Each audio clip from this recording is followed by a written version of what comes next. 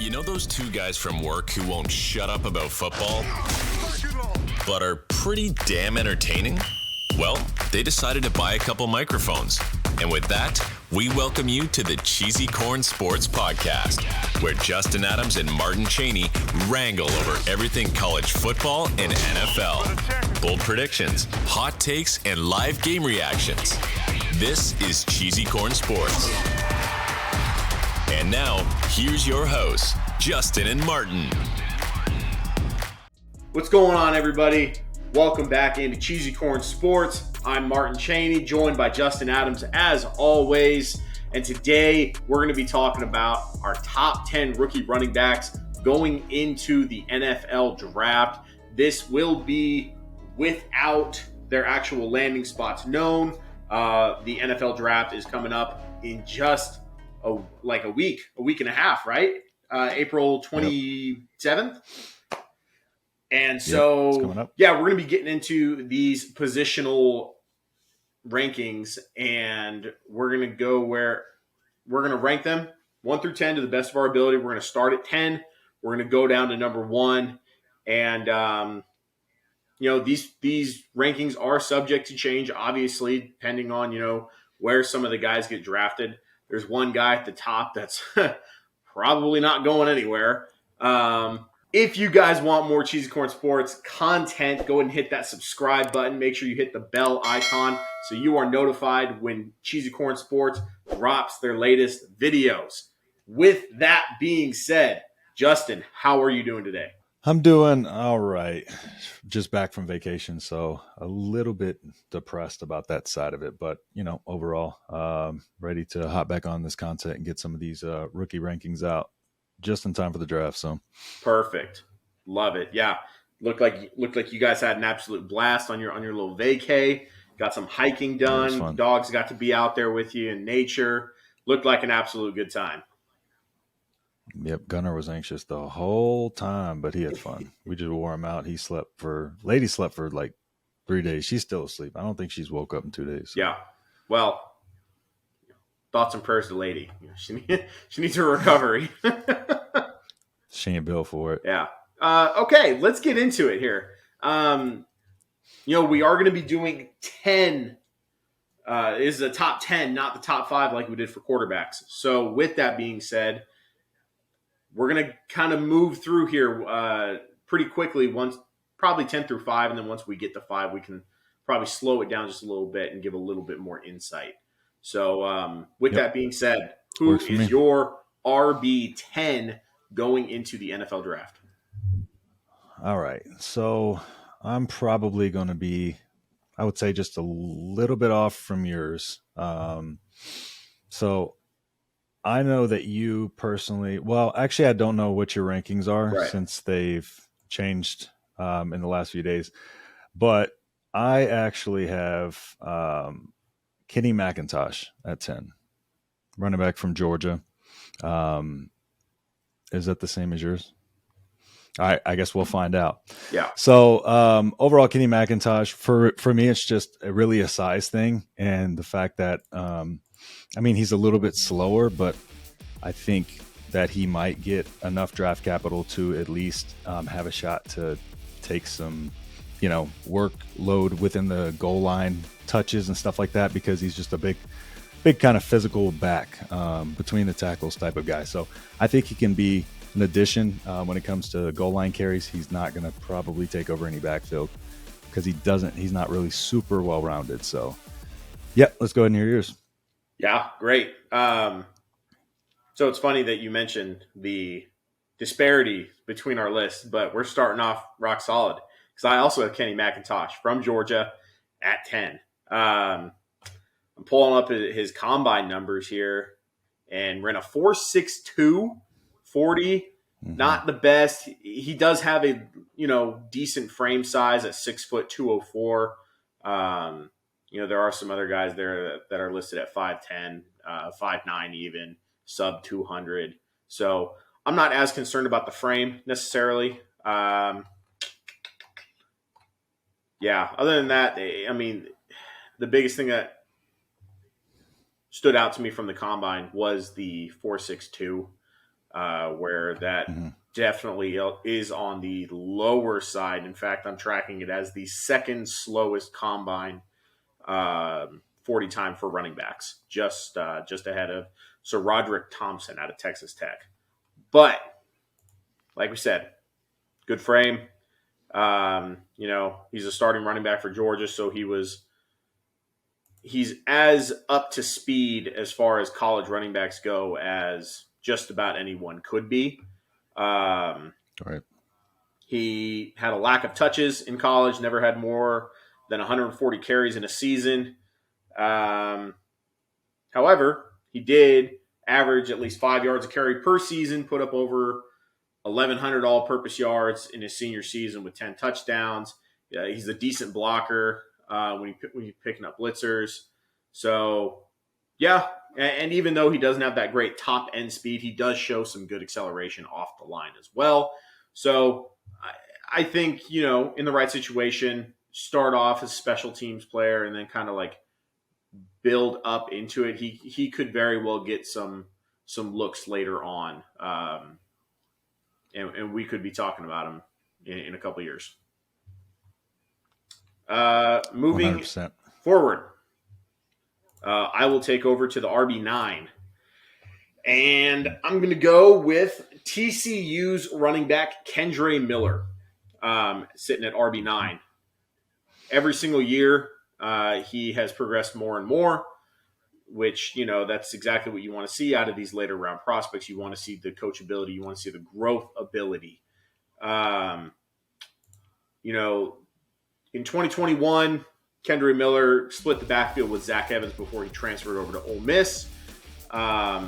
As the lone back this past year in 2022, Kendre Miller, broke out 1,300 total rushing yards, 17 rushing touchdowns, averaged 6 yards a carry. He's got a good combo of size and speed. Let me see if I can track down his 40 time here.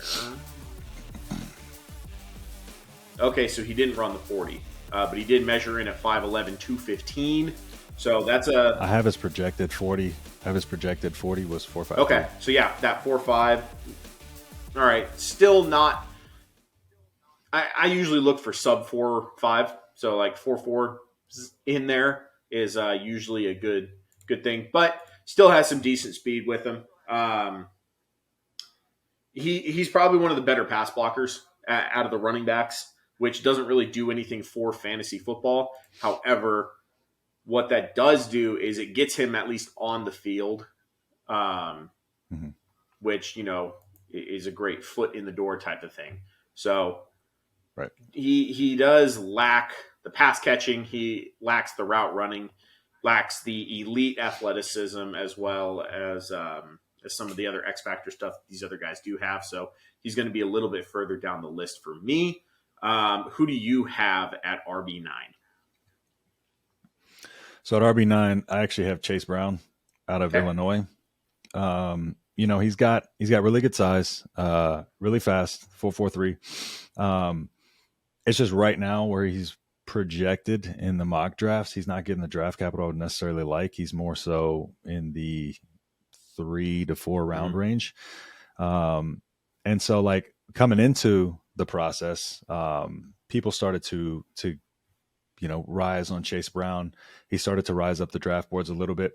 And then he had a little bit of a shaky, performance in the combine. And then it's one of those things that he's just kind of seen as a second back again, just because he did run faster than expected at the combine, but he's just essentially another tough downhill runner.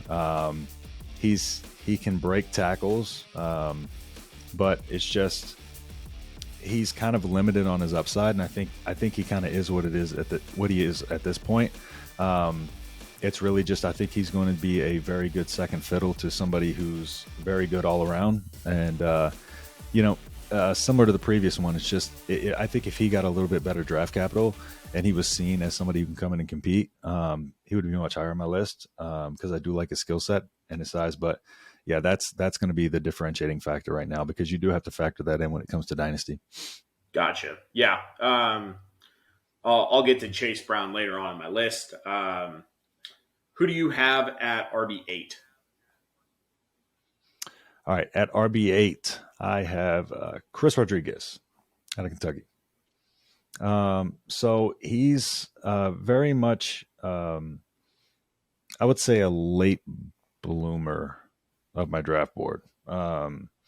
Really didn't have any intention in putting him on here until I watched a couple breakdowns and started to see, and then started to look at a little bit of his tape myself, what I could find. But he averaged five yards a carry. He didn't play early on in the season. Seems like he missed a few weeks to start the season based on the stats I was looking at. He averaged over 5 yards a carry. He did have a bad offensive line overall. And he's just kind of yet again another downhill runner. These guys are a little bit limited on their upside, just because it's really more so that the NFL is going a different route in regards to what they're looking for running backs. He also had something in where he got arrested for a DUI at some point. I don't remember what part of the year that was. I just kind of brushed over it when I was looking a little bit about him and stuff like that. But yeah, I mean, 4, 5, 6, not really anything to write home about. He's just, again, going to be another, big. He's 6 foot 217 between the tackles type of guy, with late draft capital. Got it. Yeah. Yeah. No, what I like about these top 10 lists is that inevitably you and me are going to have some guys that not only are in different spots, but some of these guys don't even make the other person's list. Rodriguez is completely off of my list. It's just not something I was really, really too impressed by throughout the season or tracking out of the combine, really. So yeah, definitely for sure. My RB8, this is where I have Chase Brown out of Illinois. 5'10", 209 is his official measurement. Yeah, ran that really good 4.43 40. Even with the 1.53 10-yard split. I mean, that is faster than Zach Charbonnet. It's not faster than Jahmyr Gibbs, but the 10-yard split's right there with Jahmyr Gibbs as well. So he also knocked out 25 reps on the bench press. So, I mean, he's got good speed as well as good strength. He really took the opportunity this last year to show the capability of being efficient with a larger amount of touches. Illinois was actually one of the good surprises out of the Big Ten this past year, for me at least. They climbed into the rankings one time, and I didn't even realize they were ranked until you hate to see it. You absolutely hate to see it. But yeah, Chase Brown has good track speed, good instincts. He can fit in well with any one of those like zone run schemes, looking for a younger back. So, I mean, if like later round, if Dallas doesn't take like Boojan Robinson in the first round, they could definitely take like a Chase Brown and pair him with Tony Pollard. And I wouldn't be mad at it at all. He progressed as a pass catcher this past year. In fact, half of his career collegiate receiving work came all in his senior year last year. So, his ability in between the tackles is really where he falls on this. But you put him in a good offense with a good O-line that can create some holes as well as seal some edges around the line there, then you should be looking at a good late round pick. Moving on to RB7, as we are just we are flying along here. If we were going off of names alone, he is my RB1, and that is Tank Bigsby out of Auburn. This dude. Why'd I feel like that was coming? Yeah, Tank Bigsby is just like, that's such a cool name.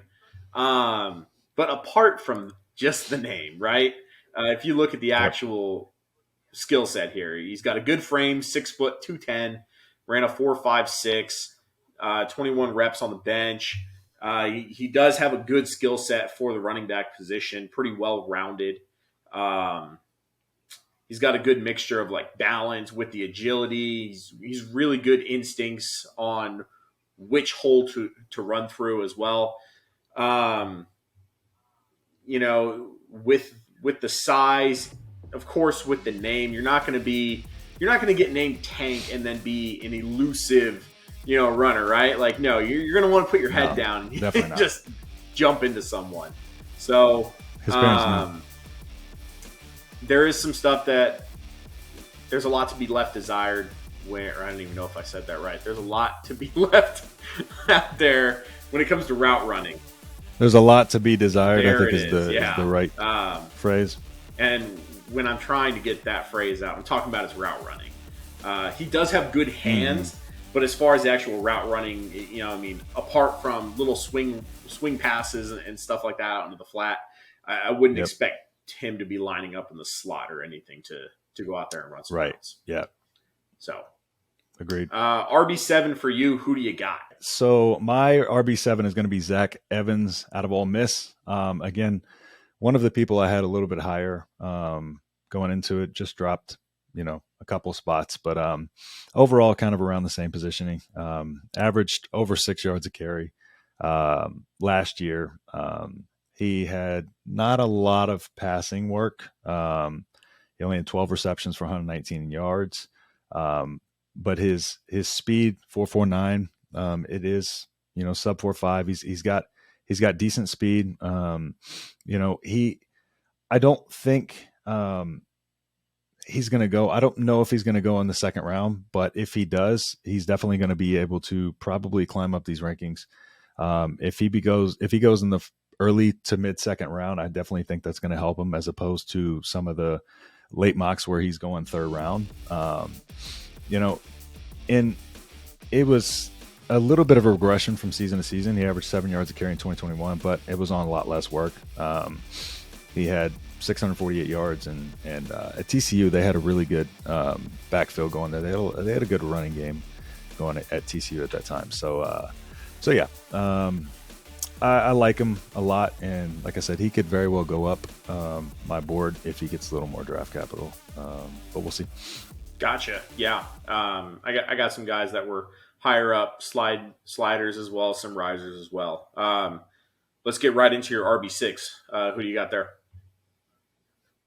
All right. So my RB6 is Devon Achane. Devon Achane, a lot of people are a lot higher on him.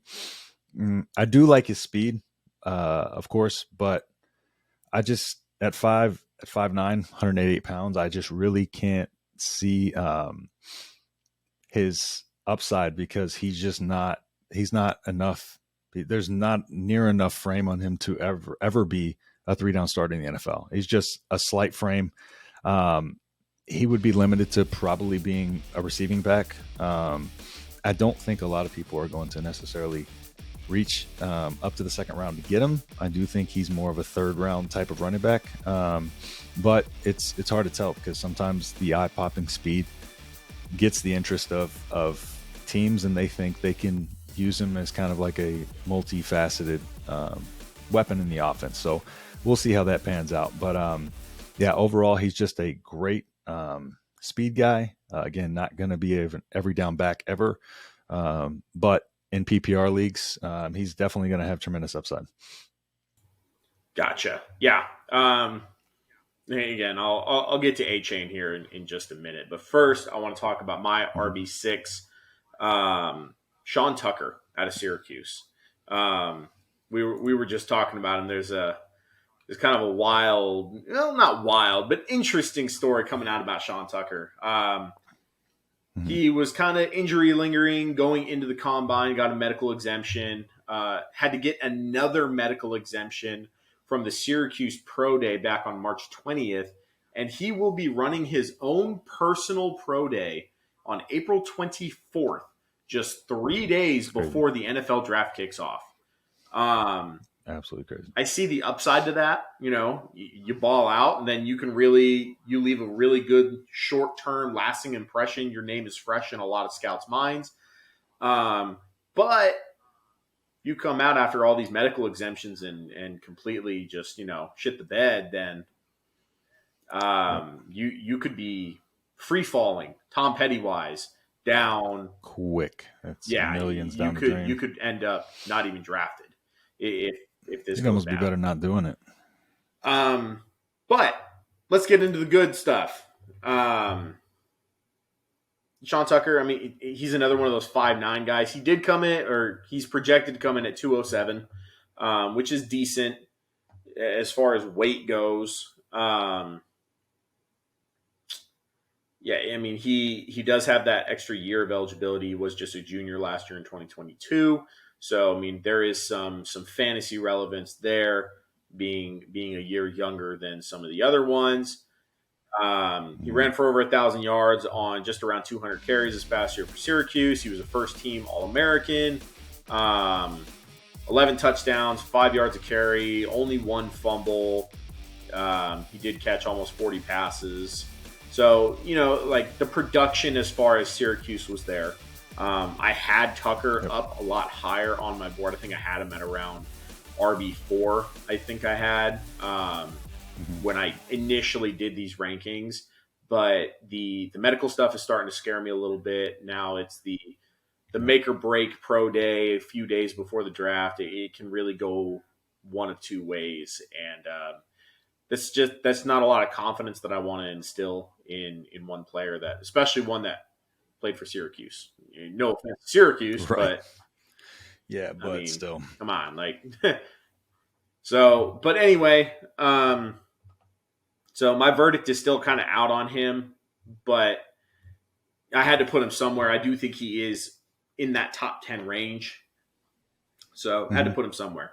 But moving on to my RB5, where we do have a little bit more information on, is Devin Achane. I got him one spot higher than you, which, in my opinion, isn't too terrible. I've seen some people have him as high as RB3, which, like you were saying, for 5'8", 5'9", 188 pounds, that's a little high for me. I mean, looking at his measurables here, his height and weight, as well as like his wingspan, broad jump, his hand size.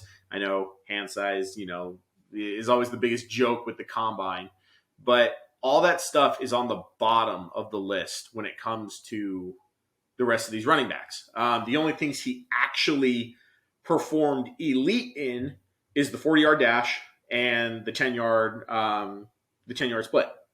So, but that doesn't really jump off the page to me, just because we already knew he was fast. You know what I mean? He is heralded as one of the fastest guys in college football this past year. Did run that 4.32, which is tremendous. But at the same time, like, you could easily stick him back at kick returner and never give him any touches as a running back. And that would be, and that would be a great way to use his athleticism, but not a good thing for fantasy, right? He does have great initial burst. Yep. He's capable of reaching that top speed quickly. He, because of that size, you're never really going to see him run in between the tackles. No value in pass blocking whatsoever. I mean, you would just see a recreation of Zeke at the end of the Cowboys season last year, just getting pancaked. So, yeah. What a way to go out. I think the speed is definitely good. We have seen some other smaller, fast guys break out, in previous seasons. I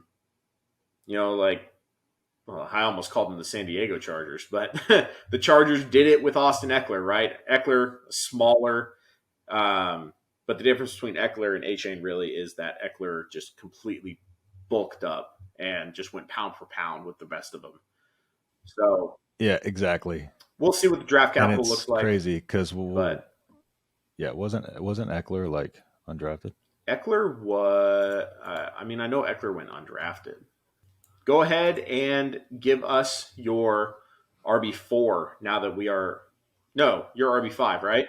RB5. My bad. Yep. Give us your I'm RB5. about to say, don't steer me wrong here. I know I didn't leave somebody off.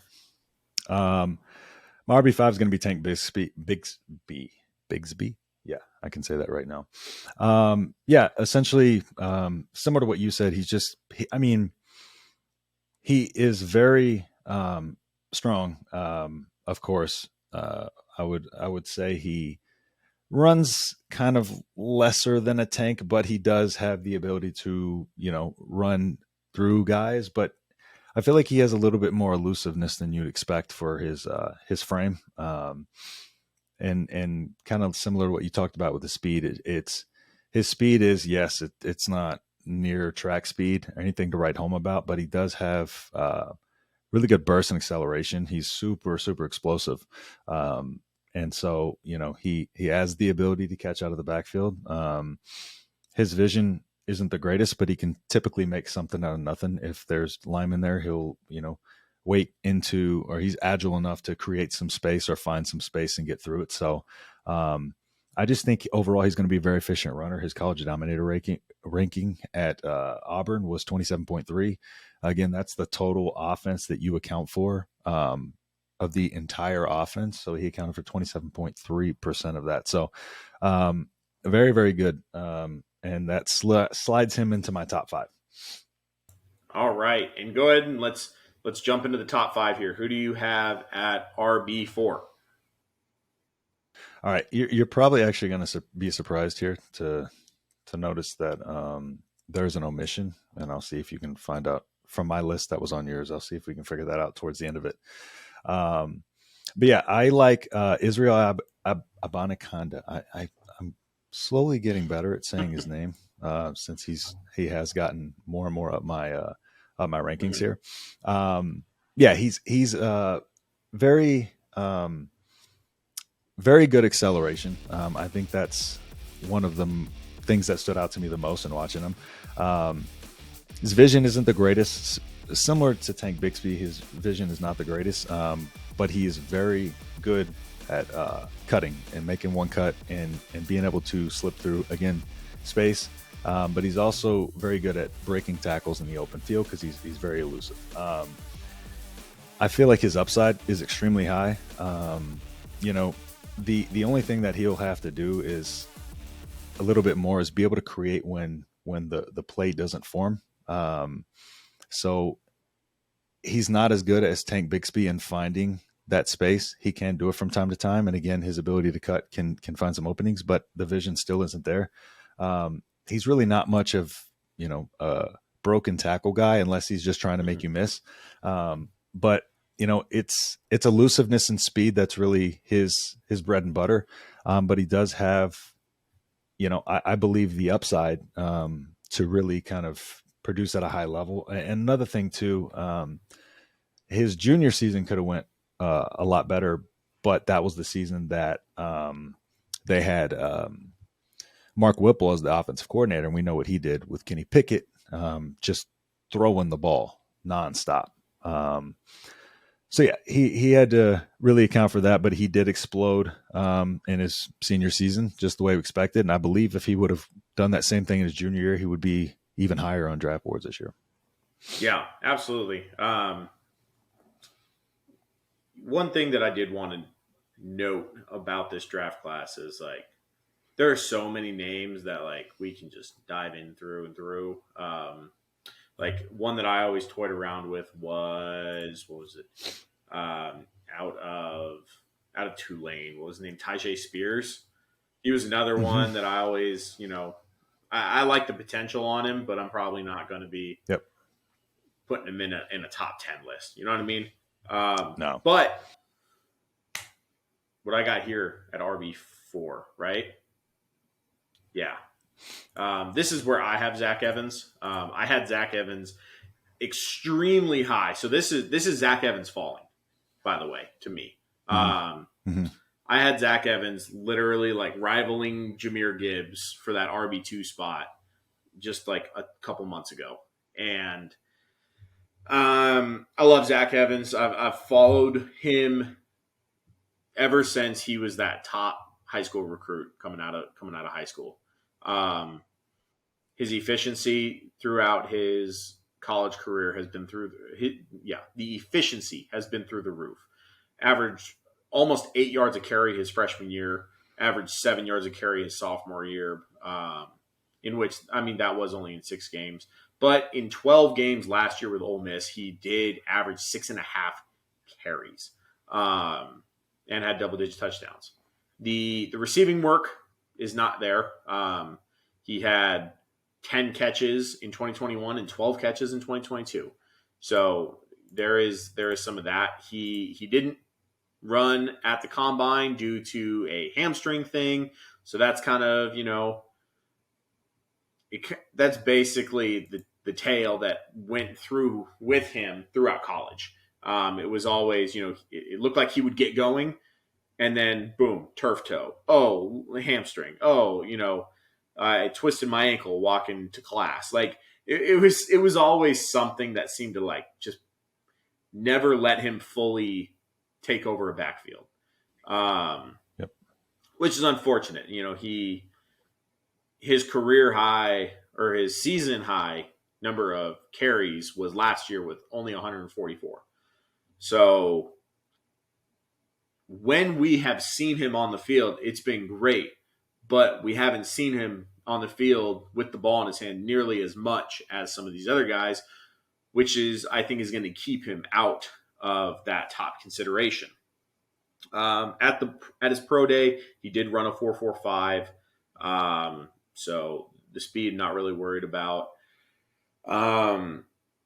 If he got taken in the second round, that's incredibly optimistic for me. If he got taken that high, I would be willing to revisit this, but I'm probably tracking round 3, maybe even sliding to round 4. And that's not really his fault. It's more the fact that NFL teams are finding a lot more success with these rent-a running backs, basically. Yep. As we see, like the Jaguars did it not this past year, but the year before with what's his name, James Robinson, and then you had Denver with Philip Lindsay do it, and like things like that. They're not seeing the value invested into running backs nearly as much as they used to. So, yep. I think probably round 3 or 4 for Zach Evans, and we'll just have to see. But moving on now, right? We're in the top 3. Yep, we're on my RB3. Okay, RB3. Man, I love this guy right here, Zach Charbonnet out of UCLA. 6 feet, 214 pounds. Had a tremendous 2022 with UCLA. 14 touchdowns, 1,700 all-purpose yards, averaging 7 yards a carry. Every single year of his college career, his yards per carry went up and up. He did only play in 5 games, only had 20 carries his sophomore year. But his junior year had over 200 carries, 1,100 yards, 13 touchdowns. Last year had just around 200 carries, 1,400 yards, 14 touchdowns. Also had just under 40 receptions as well. Honestly, he's fantastic. He has the potential to grow into a 3-down back, which is something I think Boojan Robinson is the only clear-cut 3-down running back in this draft class. Just with the potential to actually eventually become the other one, that's huge for fantasy relevance. The solid frame, well-rounded skill set. In rookie drafts, I'm probably looking at him mid-first round if I don't need a receiver. That's in 1 QB. 1 QB, yes, I'm sorry. 1 QB, 1 QB, no super flex, PPR. I'd be willing to take Zach Charbonnet probably as high as 4th just even more so as it goes on and on. Probably around 5 or 6, to be honest. But yeah, who do you got there at RB3? We kind of stepped, I believe, here to the rest of the rankings, unless you just really threw me for a loop with the final 2. But yeah, I have Zach Charbonnet. You kind of went over the majority of numbers, so I'll just kind of go over a little bit more of a scouting report. Again, big size, like you said, the ability to become a every down, 3-down back in the NFL. he's got some stuff to work on. Physical runner, very good interior runner. And something that I saw, a stat that I saw, similar to what you were saying with his improvement over the years with his pass catching. He had, when targeted, the QBR for the quarterback was a 97. And he had 320 yards. So very good QBR when he was targeted. So that means he's making his money's worth whenever he does get targeted, which is big, that he's efficient. Similar to what we saw with Dameon Pierce last year, who was trying to develop into a pass catching back. He would catch the ball and be only able to get a yard or two or lose yards. It just doesn't have that ability. And so that was what kind of Charbonnet developed, that he really needed to really get him to a good place in these draft boards and these rankings. He really doesn't break a whole lot of tackles, doesn't make people miss a whole lot. He's very physical, but he's very limited to that. Not very good at pass pro. Again, that's kind of what, the Kansas City Chiefs run into with Isaiah Pacheco, is not only his lack of receiving, because I believe he would be able to develop into some receiving back, but he just cannot pass block. So that can limit your ability to be a starter. If you can't pass block, you can't start in the NFL. You got to be well-rounded enough to do that. So he's very good. You would like to see a little bit more, decisiveness when he's running. That's something that you notice in the film. He kind of does a lot of lateral shifting and dancing behind the line of scrimmage. So it's like he's almost trying to figure it out on the fly. It doesn't seem like he's instinctual in the ability to make guys miss, and his ability to kind of make plays. His playmaking ability, I guess, for lack of better words, is kind of below where you'd like to see it. But those are things that can develop, because he does have a good football IQ, and I believe he can work on those things and be a serviceable back. You also got to take into account that he is 22. So yeah. All right. I would be willing to bet money that you and I have the same top three now that you listed Charbonnet at 3. Go ahead and take us into RB2. We'll see. All right, so my RB2 is going to be Boojan Robinson out of Texas. A lot of people. No, I'm just kidding. It's Jahmyr Gibbs. I didn't fool you. I'm guessing I didn't fool you much, because you didn't seem very fooled. Yeah, what's there to say about him that hasn't already been said? I've seen him compared to a very fast Deebo Samuel. I can see shades of that. But he's extremely talented as a runner. He's, as far as his pass catching ability, I don't know if we've seen a running back of his kind of caliber with that pass catching ability in a long time. And, he has the strength. That's not the question with him. He has the strength to be a kind of, in the middle interior running back. He, to be able to earn a lot of the running downs too. But to me, the size just isn't there to be able to take that consistently, I believe. So I don't think he's ever going to be the guy third down back, but his pass catching ability is so good to the point where it won't matter much, because he's still going to get his in fantasy, especially in PPR leagues, half PPR. So he can complement a power back very well. I think a Thunder and Lightning type of deal with him paired with a very strong power back would be the perfect situation for him. He's very young. I think he's still 20. I don't know if he's turned 21 yet. I know before the season starts, he'll be 21, but he's only 20. He's very he's fluid as a runner, which you like to see. He's just a smooth runner overall.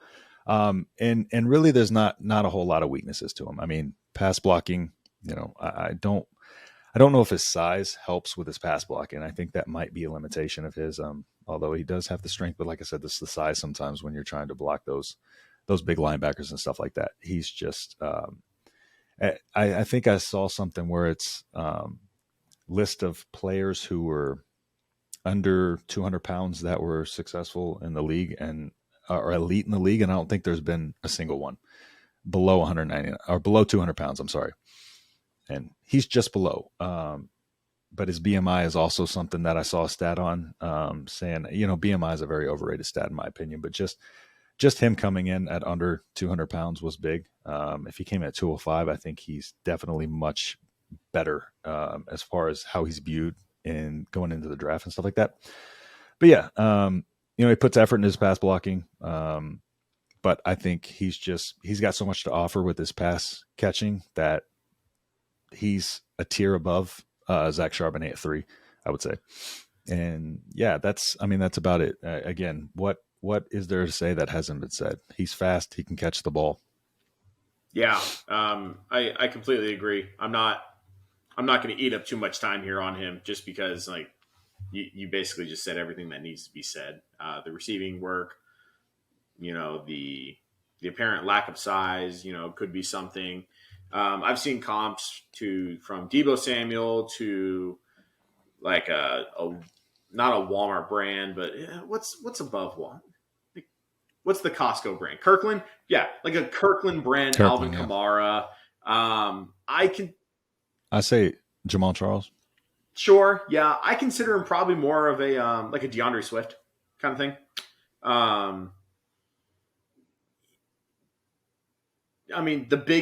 So the biggest thing that hurts him is the fact that he's in the same draft class as Bijan Robinson. Like, let's be real. That is really the only big thing that's actually hurting him.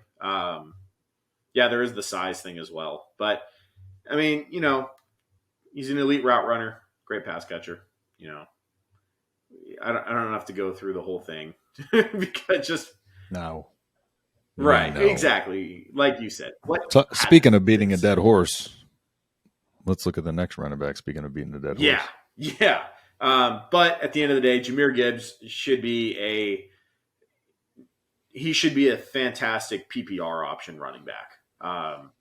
Yep. Depending on the offense, he could very well get lined up in the slot for extra receiving work too.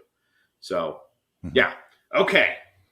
Let's move on. Drum roll for the biggest, we already know, anticlimactic RB1, Bijan Robinson out of Texas.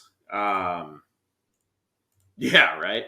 The dude is just a stud.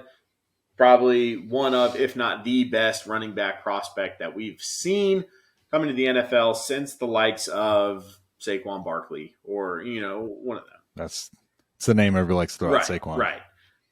Even Christian McCaffrey, yeah. Yeah. He is the only clear-cut, immediate 3-down running back in such a day and age in the NFL where that is just completely rare. The elite frame at 215 pounds, 5'11", that's, PFF grade of 96, which ends up breaking the previously held record by Javonte Williams of 95.9. But yeah, you pair all of that with the draft capital of he's going to be a first-round running back, more than likely. Like, you could basically just turn the fucking draft ticket in now, right? Multiple scouts have, they've comped him as like an actual play style to that of like Ezekiel Elliott or like a Leonard Fournette, like type of thing. What do all those guys have? They all have that great frame that can just completely just workhorse it all the way down the field. During the combine, 4.46, jumped 37-inch vertical, which was in the top like 80-plus percentiles of all of them. 124-inch in the broad jump, another 86 percentile. He's the undisputed, no-brainer, home run hitter, first overall running back, first overall draft pick in general when it comes to fantasy. Should be taken unanimously first overall. If someone in your leagues, speaking to all the leagues out there, if someone in your league has first overall and doesn't take Bijan Robinson, kick them out. You don't need that kind of just garbage in your league. Find a replacement. I'm taking him. I'm taking him 101. And I mean, even in redrafts, I'm probably taking him in like the third round. Like he's going to be that good. He's going in the first round of some mocks and redraft. Is he? Yeah. He's climbing up. Like he's getting up there. Like, yeah, sure. He's getting up there in the top 4 or 5 running backs. Easy. Absolutely. I could see it. He might be RB1 by the time the rookie drafts start. I don't know. It's kind of hard to compete with Christian McCaffrey in San Francisco, but nobody will be. Yeah, that will never be repeated. I'm thinking of Christian McCaffrey in college. No. I'm just saying, like the pair of Christian McCaffrey's talent and skill set matched with Kyle Shanahan's offense is like it's really hard not to not pick that. So, especially when we don't even know what offense Boojan Robinson is in right now.